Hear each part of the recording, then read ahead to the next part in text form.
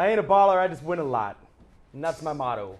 So I've proven that to these two guys, and that's why they like to join me on the show. Are you seriously going to come up with something stupid to say every time we? Well, I'll tell you that I'm not to, as good as Jesse at the mediation and sending all sing-songy. You're watching Testosterone Sports. I mean, when he does it, he just sets the bar. So I got to be me when I'm going to do it. That's fine. You know, and that's a little bit cocky. That's the longest. That's the longest really version of yes. I come from the heart. And I love all the junkies out there, and I'm not a baller, but I've been winning a lot, and we like to help you win a lot too. So one way that you can do that is to go on testosteronesports.com immediately after the taping of the show, the airing of the show, and hit log in and then hit the fat chat. We'll be on there.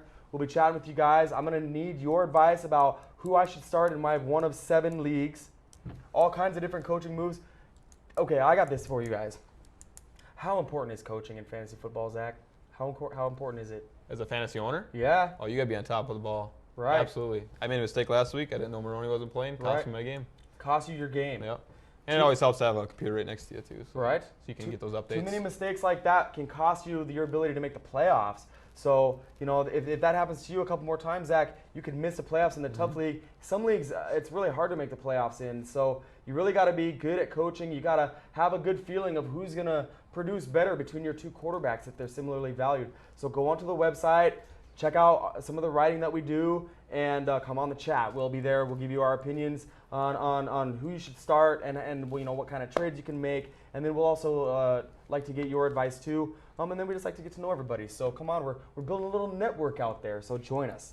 Join us for sure. So into the next matchup, our final segment of the night, Atlanta at Tennessee. Two teams headed in totally different directions. Yeasty, why don't you talk a little bit about the Titans? I know that you're a Lindo White guy and a little bit of Vince Young. So tell us what you think about Tennessee here in this game. Atlanta really gets run on quite a bit, so I look for them to run pretty much all over Atlanta all the way throughout the game. Vince Young has played a lot better than I thought he was going to play so far. He doesn't put up huge numbers. He'll get you, a little bit better than average starter points as far as a quarterback goes for your fantasy team, but he always has that possibility of having that huge game, and he's never really going to have the horrible game because of the way he runs the ball. So there's not really a whole lot of negatives when it comes to Vince Young. Lindale White looks like they're going to try, and it's pretty much established he's going to be the number one guy now. So Chris Brown, his carries have diminished as the weeks have gone on. So look for Lindale to get in the end zone, hopefully get more than 10 to 15 carries that he's been getting. I'd like to see him get about 20 this week. Now, I'm not the kind of guy to point out the faults of my buddies, but Zach, I know you love Jarius Norwood and the running game from Atlanta.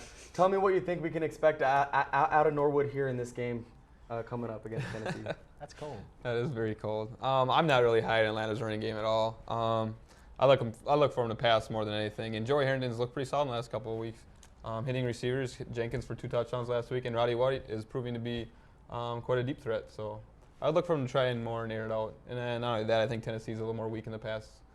So Bobby Petrino's style is to throw the ball a little bit more down the field. Absolutely. They're going to continue to do that. And so, why not keep on going with what's working? Yeah, so. and keep an eye on the situation because Bobby Petrino's offense could work in the NFL, and if it does, then we've got some good passing sleeper kind of guys for next year or possibly the end of this season. The next matchup, Tampa Bay, surprisingly good this season.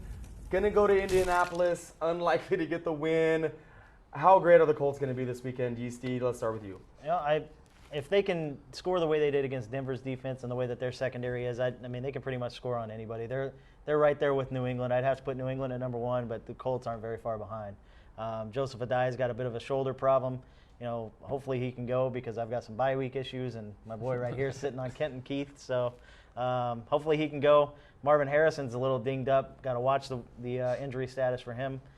They could hold both of them out, though, so could hurt a few teams. One guy that really look at in this game would be Dallas Clark, especially with Marvin Harrison out. Reggie Wayne will probably be doubled quite a bit throughout the game. Dallas Clark is one of those tight ends who's kind of a receiver in his own. Yeah. He lines up in the slot a lot, not a lot of times down the line. So it's the magic mustache when you're talking about Dallas Clark, man. Yes. That thing's in full effect. I'm telling you what. He's a great play.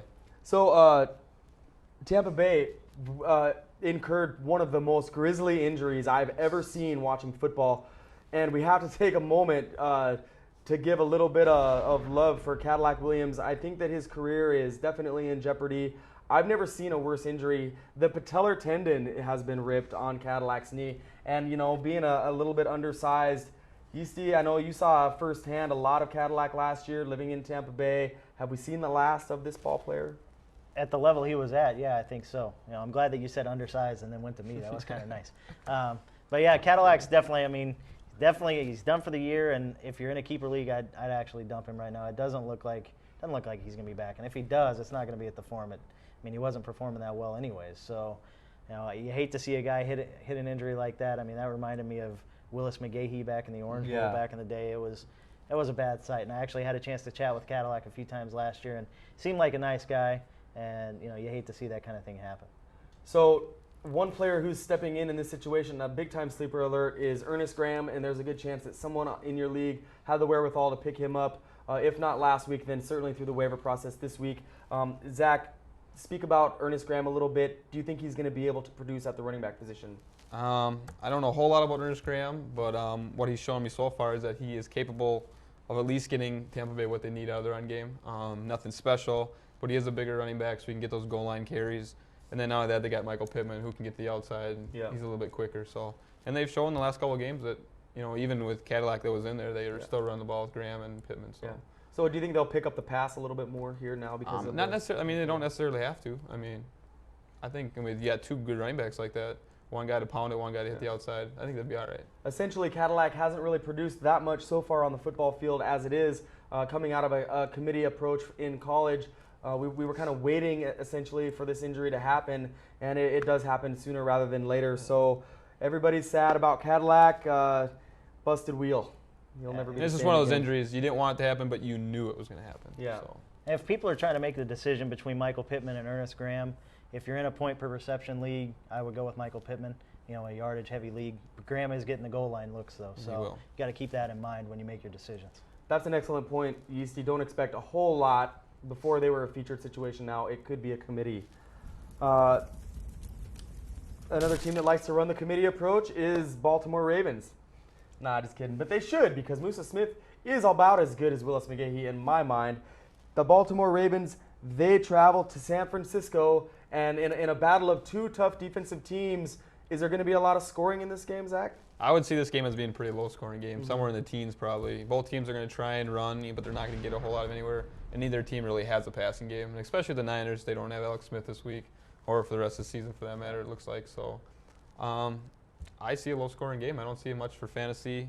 You got to play Frank Gore. You can't sit him just in case he busts out. I have a theory about Frank Gore, and that's it. If you took the heart out of Deshaun Wynn and put it in Frank Gore's body, you could have the next Barry Sanders. That guy doesn't seem to care. He's all about the dollar bill, y'all. Seems like. You really think so? I do. I think he's a tough runner. He runs hard. He's not a very big guy, and he seems, last year he came out of nowhere and just showed the whole fantasy world that he can be the guy. And this year he does have 3 touchdowns. He's just not getting the yards that he is used to producing, but a lot of that might fall on the offense pass game. So. Yeah. So, what do you think we can expect out of Baltimore here in this game? Is Willis going to go do anything at all? The San Francisco defense has been pretty tough, and Patrick Willis has really stepped up in his first year. The secondary for San Francisco is pretty good. I agree with Zach. It's probably going to be a lot of Matt Stover, maybe a touchdown after a turnover or something like that. Probably 19 points for Baltimore. I can't really expect too much from them. The only people that wish that Norv Turner was back in San Francisco more than the 49ers is the Chargers right now. So, yes. They're definitely going to miss Alex Smith. That passing game is in shambles. It was before Alex Smith got hurt. So they're going to key on Frank Gore definitely, and I really wouldn't expect a whole lot. But like he said, you can't bench Frank Gore. And both those defenses make good plays also this week. So a nice bye week fill in from the sleeper guy Zach here. If you can pick up the San Francisco 49ers defense, they make a nice play. The next matchup. Two teams who haven't really met up to expectations so far. San Diego at Denver in a big-time battle of AFC West division opponents. I'm not sure what to think about this game. You never can tell what you're going to get from San Diego all of a sudden. You see, is Norv Turner on the hot seat? What's going on with their offense in San Diego? I don't know if he's on the hot seat yet, but, this is pretty much the season for both teams, if you ask me. You can't be 1-4 if you're San Diego. You just can't be. Crazy. They were chanting Marty. Yeah. Marty. So, as a Browns fan, I can't be chanting Marty. That's crazy. That's how bad it is. So, I wouldn't expect much from Phillip Rivers of the passing game. Antonio Gates is always going to get his. I really can't believe Vincent Jackson hasn't done more. Eric Parker's still a couple weeks away, so don't expect much from the passing game. You can't bench LT, obviously. So LT's still the best running back in the league. Is he going to get in the end zone once, or is it going to be twice? Zach, when can we start to expect multiple touchdowns out of this ball player? Well, you started to see the old LaDainian last weekend, and the only way they can win games is with LT getting the ball going. They just got to make sure they get the ball in his hands, whether it be receiving, throwing, or rushing. I think he's going to have a pretty good week. He's done pretty well against Denver. He actually had some really big games last year. So. They've only given him the ball. They only gave him the ball 6 times in the second half last week. I mean, that's just stupid.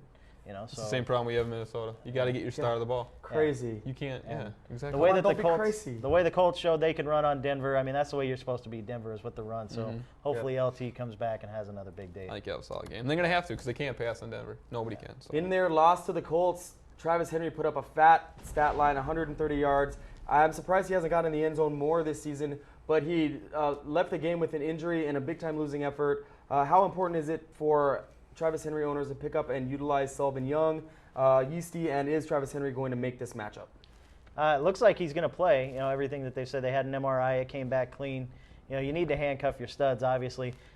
He and I are sitting right here. I've got Sullivan Young in the tough league. He's got Kenton Keith. He's got Travis Henry. I got Joseph Adai. Sounds like a deal. Sounds like a deal right there. But could this be the very first trade finalized on testosterone airwaves? Are we going to see a Kenton Keith for Sullivan Young trade happen right here? I got to get more out of him. He needs Kenton Keith this week. So if Adai doesn't play, he's got to roll with him. So maybe after next week, we'll see how that goes. But Travis Henry's definitely playing well. But you do need him.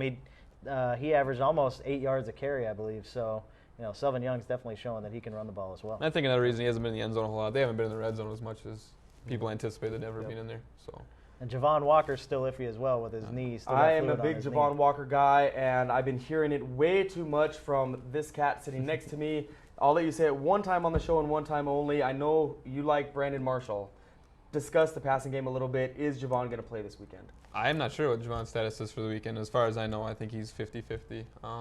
But Brandon Marshall is I think it's his second year in the league, and at the end of last year, you kind of tell that Jay Cutler was starting to look his way quite a bit. So if you need a bye week fill-in, I think Brandon Marshall would be a great fill-in. I actually played him last week, and he's starting to step up as a pretty solid receiver to have in your lineup. So he's averaging about a touchdown a game. They call him the baby T.O. because he's big and physical like Terrell Owens. And coincidentally, Javon Walker dealing with swelling in the knee that he tore. So you know that the Broncos are going to want to protect him as much as possible. And not only that, but it makes for a nice coaching strategy for Mike Shanahan to not allow his opponent to know if he's going to play his studly weapon in Javon Walker. Keep an eye on him. If he does play, he makes a pretty good start because the San Diego Chargers have been decent but not great against the pass. So keep an eye on that situation. He should be a game-time decision. The night game pits Chicago at Green Bay in a battle of longtime rivals. Brett Favre, we saw, put up his 421st and 422nd touchdown against the beloved Purple defense. Chicago is without its starting 2 cornerbacks. What kind of a field day will Brett Favre have at Lambeau? What do you think you see is going to happen? Well, I said it in an article I wrote on the website. Once Mike Brown goes down for the year, because he seems to every year at this point, the Bears start giving up a lot more yardage, a lot more points. Now they're missing Tillman and Vasher as well. Tommy Harris is out. So the Bears' D isn't really what it should be. They're definitely not going to run the ball. They can't run the ball against anybody. So I don't know. I don't expect Favre to have huge numbers, but I mean he'll put up probably 1 or 2 touchdowns, a couple hundred yards. So are the Packers going to win this game, Zach? I would definitely take the Packers in this game, and that's at Lambeau, so they got that home field advantage thing going too. And I just think Chicago's in such a mess right now. What's going on with their quarterback situation there? Chicago? Yeah, because I think Greasy's going to start again. I think Greasy will start the rest of the year. Okay. I don't think Grossman will ever play for the Bears. Do you think that Greasy can help somebody on the fantasy field? I wouldn't pick him up. They just not enough weapons. I mean, he's decent. He played Detroit last week and had a decent game, but against the Packers, who have a young, solid defense, I just don't see him having very good stats this week. Yeah. So I wouldn't recommend it. No. Probably the best quarterback in the league, in the NFC at least so far. Well, other than Brett Favre, has been Tony Romo, and anybody who's got Tony Romo has had the ability to be involved in every single game. This guy's got about a 30-point average on your fantasy team, and he is lighting things up. this weekend it's going to be no different as the Cowboys get to play on Monday night at Buffalo. This game looks to be all of a premier team and a team who's worth nothing getting one chance to be on national TV. How many touchdowns is Romo going to be good for this weekend, Yeasty? Yeah, it's got to be probably 3, I would imagine. I mean, he's More like averaging 3 a 5. week. At least 3. I'm not going to say 5. I mean, that'd be a little crazy, but I look for him to. I mean, he ran for 3 or threw for 3 and ran for 2 the other day. So I mean, he's on fire, and I wish that they would settle on just having Marion Barber as the sole back there. Julius Jones got the touchdown last week instead of Marion Barber. I wish if they would do that, Marion Barber could have 3 touchdowns this week too, because that guy, he runs like a beast. So which of those 2 backs or both, Zach? You got to go with Marion Barber in every game. Julius maybe for some bye weeks. Well, last week Marion was good for 50 yards. Julius got 50 and the touchdown. But last week was one of the rare games where Marion Barber didn't get in the end zone. He's scoring at such a Can you crazy play them pace. both this weekend? You can play them both, but I think it'll be more of Romo to Patrick Creighton and Terrell Owens. The Bills have no in their secondary that can even match up with those 2 guys. So. Terry Glenn makes his debut here for the season. Is he gonna play? Can we expect anything out of Terry Glenn? I don't think so. I think he's kind of on the downhill slide of where he was. Wade Phillips doesn't really like him a whole lot from what I've read and seen. Patrick Creighton's, I think, last week definitely established himself as the number 2. If for some reason he's not out, he's out there in your league still, I mean, I would snag him to bolster your receiving core. I don't expect too much from Terry Glenn. Jason Witten, though, I think will have at least 1 touchdown. And why would you let Terry Glenn go back and start if you're Wade Phillips? The way Yeah. Creighton played last week, Yeah. I mean, why not leave him in there? So, Yep. And Jason Witten he's established himself as one of the premier Yeah. tight ends in this league. One of the reasons why Tony Romo has had so much success is because of the potency of his wide receiving core. It's been really, really good. And so anybody who has Tony Romo, I got him in 3 leagues, and I'm winning thanks to him. It's been great. I'd like to thank Jesse for trading Tony Romo to me in a hell of a lopsided deal. Jesse, wherever you're at, appreciate that, brother. So on the other side of the ball, the Bills haven't got a whole lot going on. Lee Evans has been a total bust and disappointment so far this year. I know that Dallas can't stop the pass too much. Zach, you seem to think they can. Is Lee going to find any room to work here against Dallas secondary?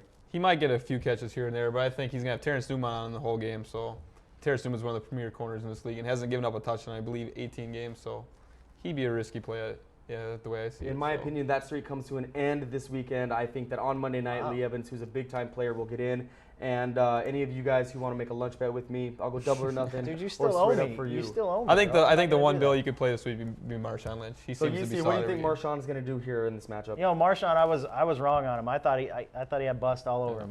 If I had the number 2 pick in our keeper league draft, I wasn't going to take Marshawn Lynch. I would have went with Calvin Johnson. That's how much I disliked him. So he's run tough, though. I mean, the biggest game that I saw him run was against the Steelers. He ran for tough yards in between the tackles, and he's ran very well. So the one thing I have to say for Lee Evans is at least Trent Edwards is focusing on trying to get him the ball, which J.P. Lossman wasn't for whatever reason. So, by default, he may get a few more extra points than he normally does. But, I agree with Zach. Hopefully he doesn't get in the end zone because I'm playing against him this week in 2 leagues. I think Marshawn Lynch, he reminds me a lot of Marion Barber the way he runs. Yeah. Puts his head down, he runs Are people you sure it's over. not the dreadlocks? It could be the dreadlocks too. Marion Barber should be good. Marshawn Lynch should be good in that game as well. This has been Testosterone, another show in the books, boys. I'd like to thank these 2 stellar fantasy football players for joining me on the set, bringing you all the knowledge that you need to dominate your league in fantasy football. Remember to go on to our website immediately following this broadcast. That's in about 30 seconds. Go on, log in, check out the Fat Chat. We'll be on there chatting with you guys. Tell us how great we look on set, or the opposite. In fact, you'll be on there, Zach, too? Maybe. I'll go check it out. Maybe come on. Yeasty, as always, will be on there. I'd like to thank you both for coming on. Yeasty, I'm Jeff. For Jesse, Yeasty, and Zach, we'd like to thank you again for joining us on Testosterone. Peace out. Good luck this weekend.